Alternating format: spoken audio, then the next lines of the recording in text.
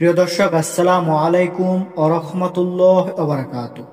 সুপ্রিয় দর্শক, আশা করছি আল্লাহ তাআলার অশেষ রহমতে আপনারা সকলে অনেক ভালো আছেন।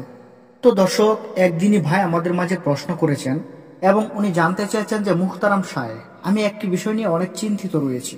তো আপনি যদি আমার সেই বিষয়টাকে একটু এক্সপ্লেন করে দিতেন, একটু ব্যাখ্যা দিয়ে দিতেন, একটু সঠিকটা আমাকে জানিয়ে দিতেন, তাহলে অনেক উপকার হতো। তো আমি যে বিষয়টি নিয়ে চিন্তিত রয়েছি সেই বিষয়টা হচ্ছে, আমার স্ত্রী নিয়মিত মাসিক হওয়ার পরও অনেক সময় রক্ত দেখা যায়। তো সেই সময় কি সহবাস করা বৈধ? আমি জানি যে মাসিক অবস্থায় সহবাস করা একদমই ঠিক নয়, এটা হারাম। তো আমি ওই সময়টাতে সহবাস করি না, কিন্তু দেখা গেছে কি নিয়মিত মাসিক হওয়ার পরও অনেক সময় রক্ত দেখা যায়। তো আমি এই অবস্থায় কি করতে পারবো? যদি আমাকে এই বিষয়ে বিস্তারিত একটু ধারণা দিতেন তাহলে অনেক উপকার হতো।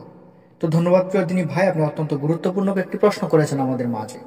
তো সেই বিষয় সম্পর্কে বলা যায়, দেখুন, নিয়মিত মাসিক হওয়ার পরেও অথবা প্রস্রাবের 40 দিন পরেও যে অতিরিক্ত রক্ত দেখা যায় তাতে সহবাস বৈধ এবং নামাজ রোজা ওয়াজিব। একে ইস্তিহাজার রক্ত বলে। এ রক্ত হায়েজের মতো নয়। তো প্রিয় প্রশ্নকারী দিনী ভাই, আপনি নিশ্চিন্তে থাকতে পারেন এবং আপনি আপনার স্ত্রীর সাথে সহবাস চালিয়ে যেতে পারেন।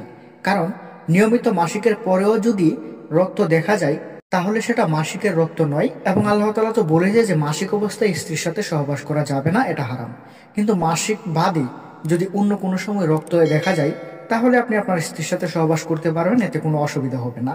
তবে নামাজ ওয়াজিব হয়ে যায় এবং একে ইস্তেহাজার রক্ত বলা হয়। তাই এই বিষয় নিয়ে চিন্তা করার কোনো কারণ নেই, আপনি নিশ্চিন্তে থাকতে পারেন। তো প্রিয় ভাই, আশা করছি আপনাকে বোঝাতে পেরেছি। ভিডিওটি ভালো লাগলে অবশ্যই একটি লাইক করবেন এবং আমাদের চ্যানেলে নতুন হয়ে থাকলে অবশ্যই সাবস্ক্রাইব করবেন। সকলে ভালো থাকবেন, সুস্থ থাকবেন। আসসালামু আলাইকুম, আল্লাহ হাফেজ।